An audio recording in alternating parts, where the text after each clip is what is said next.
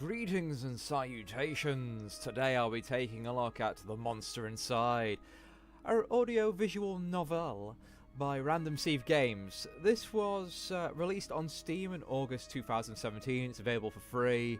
There's not really any options to speak of when setting up the game. You have volume, which was good because this damn thing deafened me when I turned it on initially. And you also have full screen. That's it. A few resolution options, but not many. The game has 7 chapters, but you can actually get through this game in about 15 minutes. It also has one of my favourite Steam store descriptions, so I recommend checking the link. But I'm just going to get into this. I love noir. I just love this kind of thing, so I've got high hopes for this. Even though I have been told your options mean nothing. It is technically a kinetic novel rather than a visual novel, and there's 7 achievements, but you just get them from going through the chapters. Oh, just taking a quick drink of tea, and here we go. My head pounded, ears still ringing slightly. Some of the worst nightmares I'd had in years had left me feeling like I'd been punched in the jaw, but that was just like any other day. I dragged myself to the office. I cannot do a film noir voice, not as well as one or two of my friends. You know who you are.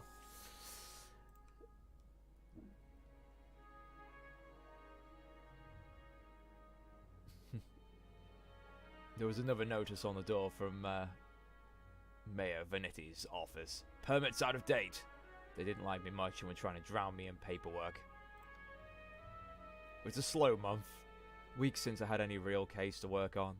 So I passed the time pacing the office, smoking and staring at the mirror in the corner, safely covered with an old bed sheet. I don't dare look at my own reflection. I'm too afraid of what I might see. Afraid someday I might have to face what I really am. The girl came in so quiet I nearly choked on my cigarette. Oh, I like the little effects there. That's quite nice. Girl. Mister, please. You gotta help me, mister. So, typical film noir. Yeah, what can I help you with? The jerk film noir. You ever hear it knocking first? I'll go for the friendly cop. Calm down. Now, sit and talk slow.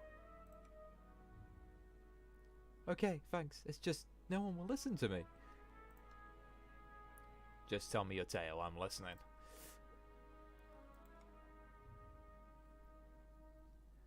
She eyed me with just a dash of suspicion as I tossed back a handful of pills and chased them down with a swig of whiskey. I could tell this might take a while. Okay, I added a word there, but... oh. Let's keep going. Her name was Lily. She told me she was his mistress, the man all over the newspapers, the infamous banker, Sir Reginald Farnsworth. Mr. Farnsworth was a drunk, philandering bastard, but this girl seemed genuinely concerned that he'd gone missing. Oh, sorry, recently gone missing. Less concerned about the fact that Mr. Farnsworth's wife had just turned up dead in Central Park 2 nights ago. Lily. You don't understand. He couldn't have done it. He hated his wife, but he couldn't have killed her. Everyone thinks it was him and no one believes me. He's gotta be in trouble. From the sounds of it, he's probably got the mob on him.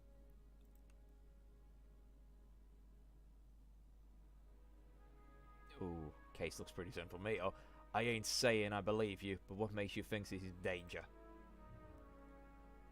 Well, mister, Jack. You could just call me Jack. Jack, whoever did that to his wife must have been who took him. He could have never left without me. He promised me. When he says girl, for some reason I'm imagining like literally a 17-year-old here. I'm sure Mr. Farnsworth promised this girl a lot of things. Lily. Please, the cops won't listen to me. They want to bring him in on charges. You gotta prove it wasn't him before they find him. Honestly, I doubt they're in too much of a hurry. Farnsworth had practically the entire police force in his deep pockets. probably why they hadn't found much yet. If they found him and brought him in, it'd be due to public pressure. Sometimes a mob with pitchforks is more dangerous than the one man with money.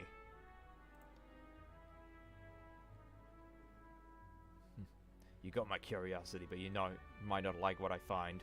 Or I can help you. We'll get to the bottom of it, don't you worry now.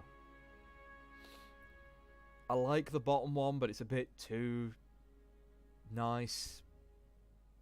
I'm going to go with the top one because it feels a lot more honest. Oh, thank you, mister. Jack, thank you, but please be careful. I don't think this was any murderer or kidnapper.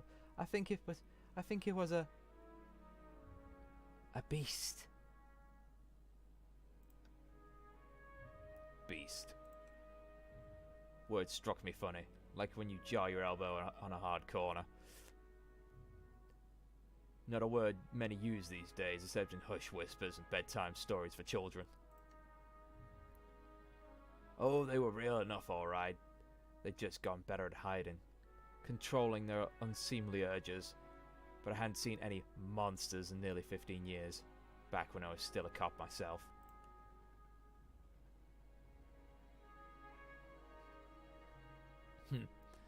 Leave the detective work to me. Let's not jump into conclusions here. I can help you. We'll get to the bottom of it. Don't worry now. Okay. Well, that's definitely an interesting theory. I just have a feeling about it. Something tells me you can get to the bottom of it. You're good at this sort of thing. Sure, can't you see how busy I am with cases? I replied a little too harshly. Sarcasm wasn't my strong suit. We certainly thinks it. I reassured her some more and sent her on her way. I didn't want to scare her, but I warned her before she left to keep her doors locked and call me if she saw anything suspicious. I didn't know if she was in any danger herself, but it's better safe than sorry. That night I made my way down to Central Park. It was a long shot, but maybe there was something the cops had missed. Next chapter. Chapter 1 completed. Oh, the game has about 5 songs, though I do like the soundtrack already. Again, I might have to poke around in the files and see if I can find it. The scene was already picked clean by the cops days ago, but I've got a knack for finding things others overlook.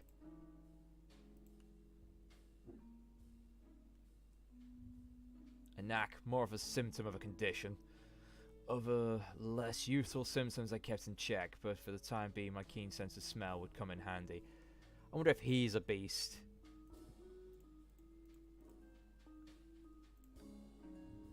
It was faint, but I could smell it even before I approached the police line. The scent was less of a thing and more of an emotion. Seduction.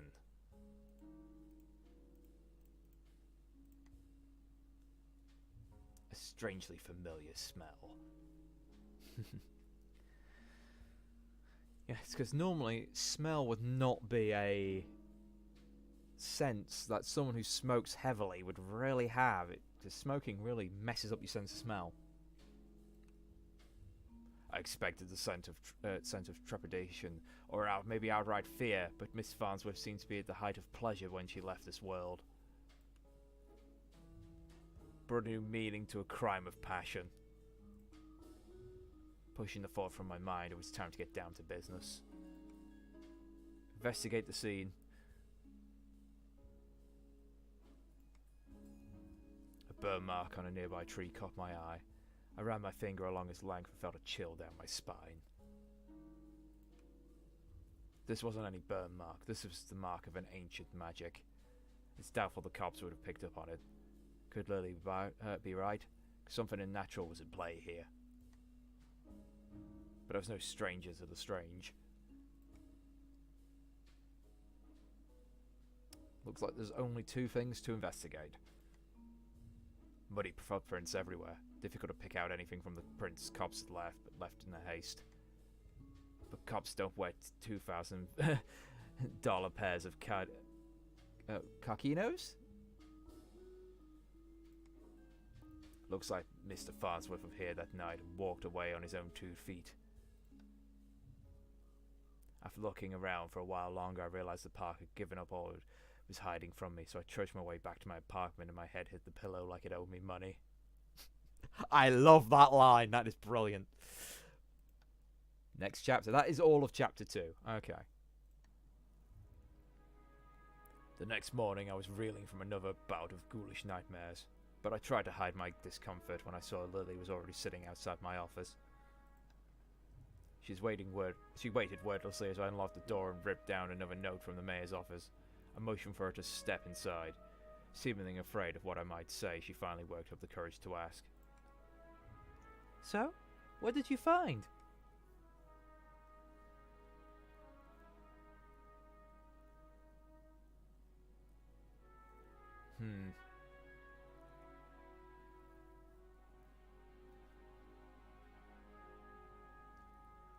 Well, I've got some good news. Farnsworth might still be alive.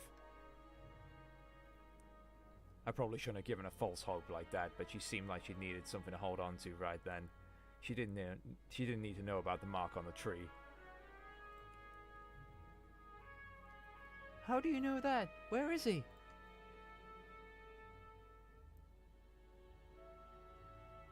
Found his footprints. Seems like he got out safely. My tone was indifferent towards her as I turned and grabbed a bottle from my desk drawer. A dryness in my throat made it difficult to swallow my meds. But you don't know where it went? Do you think the news this morning is related? What news is that? Haven't you heard?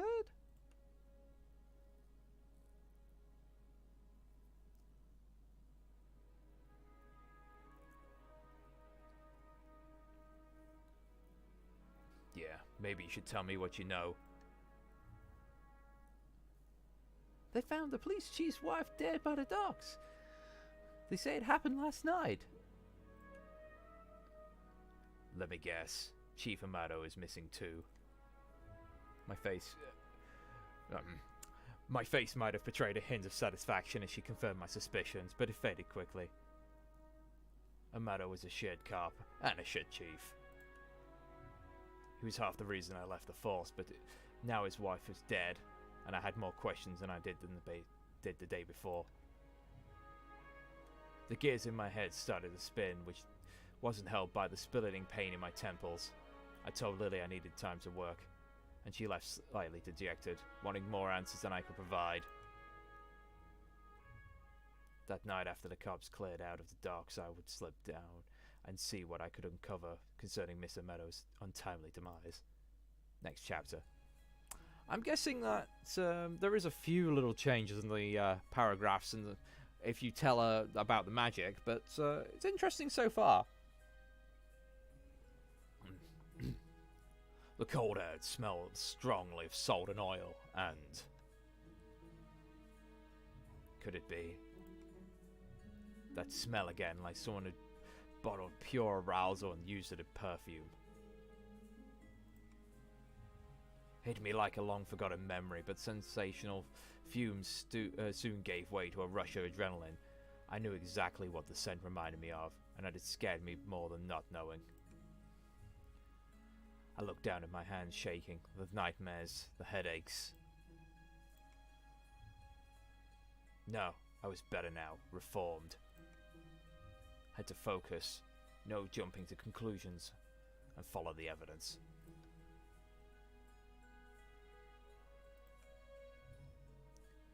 There, just there, the smallest piece of purple fabric, torn and caught in a splinter of a board.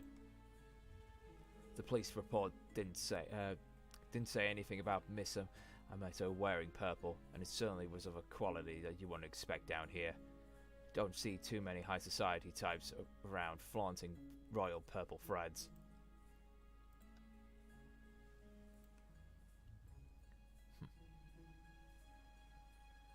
Red Phoenix cigarettes. Shame shitty brand I smoke every day. Everyone's got their vice. I pulled out my own pack of reds and lit up. I can already feel another headache coming on, but looking over the waves seemed to help me forget. The cold helped me push down the uncomfortable thoughts that had been bubbling to the top of my brain.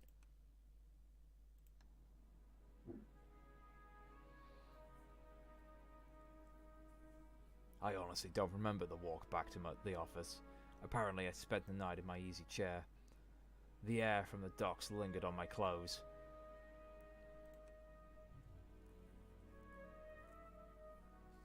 It was still dark out. No, I checked the clock. How long had I been out? Had I really slept through the entire next day? A newspaper was sitting under the door. As I stood to fetch it, I nearly fell over. A wave of nausea hit me like a ton of bricks. I steadied myself and regained my composure. Before I even picked up the paper, I could already read the headline.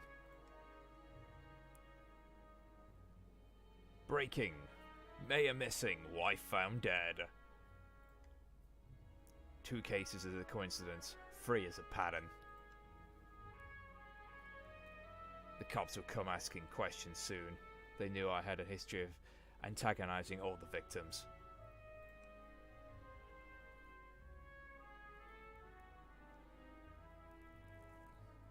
I stumbled to my desk and slammed back 3 days' worth of inhibitor pills. I couldn't take any chances. I had to investigate the scene to be sure. I threw on my jacket and went to the door. Lily caught me off guard on the other side. Jack, where are you off to? I've been trying to reach you all day.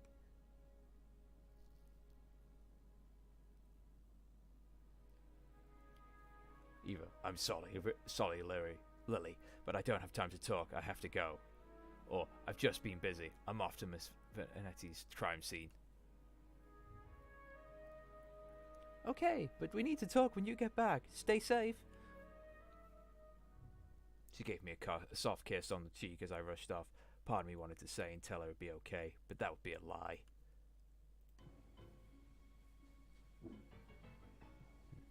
The alley was located right behind the high-rise apartments where the mayor, Vanetti, and his wife lived. I could tell the police were spooked now. The last crime scene was even sloppier than the last. The crime scene was even sloppier than the last. They hadn't even bothered to smash the trash into evidence.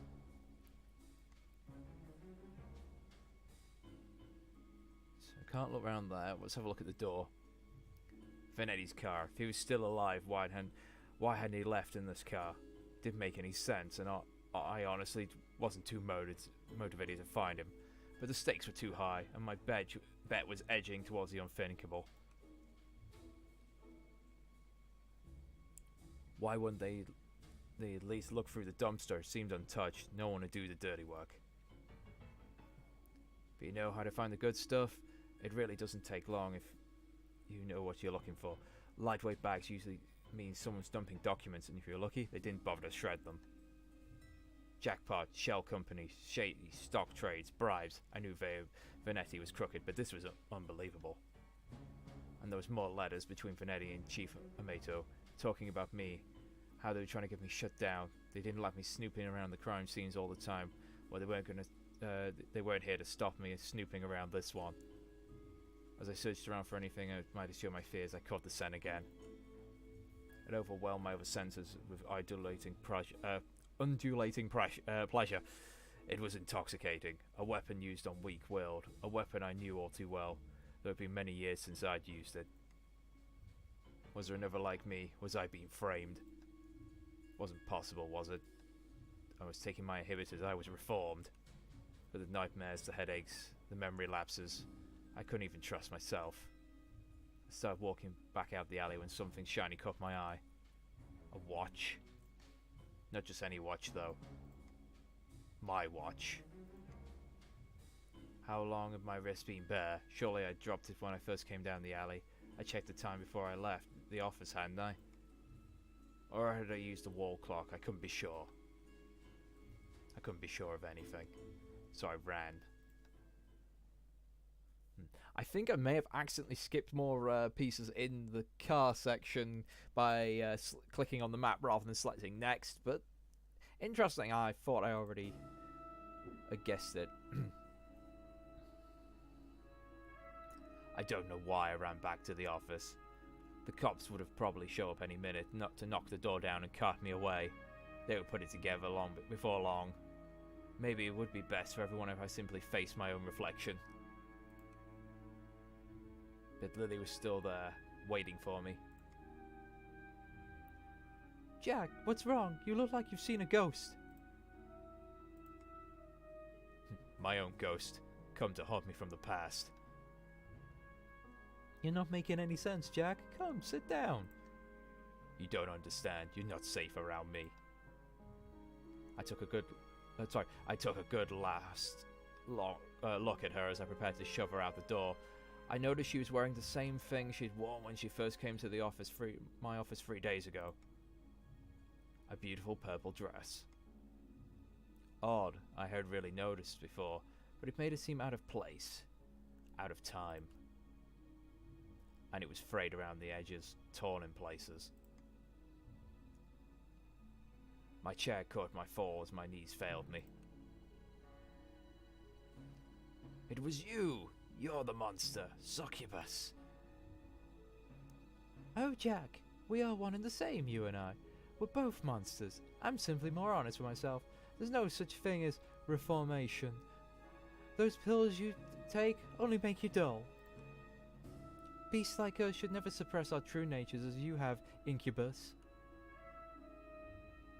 Those men were probably dead too now, I figured. She probably took them to her lair and harvested their seed. So, you've done all this just to wake me up? You could say that, but it seems like it seems enough just to have you doubt yourself. You believed you were still capable of such horrors, which means deep down, you probably are. You can't escape it now, and I need you to complete the deed. You took my watch, messed with my head. Oh, don't act like I didn't want to do you... Oh, don't act like I didn't do you a favor. Those men hated you and wanted you gone, and now they're gone. I mustered the strength to stand again, moving casually to the window by the corner. She was right about one thing. I was dull, weak, compared to her. If I refused her and she attacked me, I was a dead man. I had to keep her talking. I've never met a succubus who seduces and kills women. Oh, please. Such a 14th century stereotype. I don't discriminate when it comes to the pleasures of the flesh.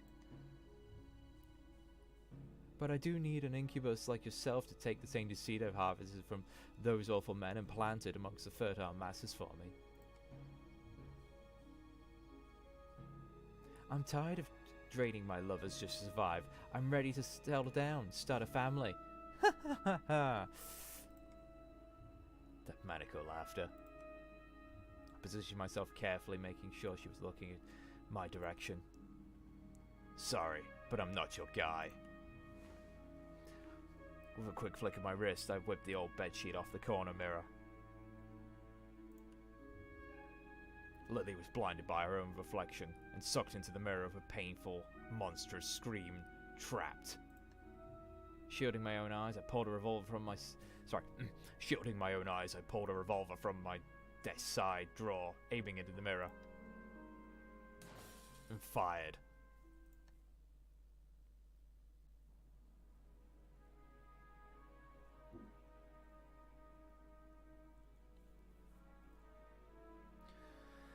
So, for some reason, succubi cannot look at their own reflection or they get trapped into a mirror.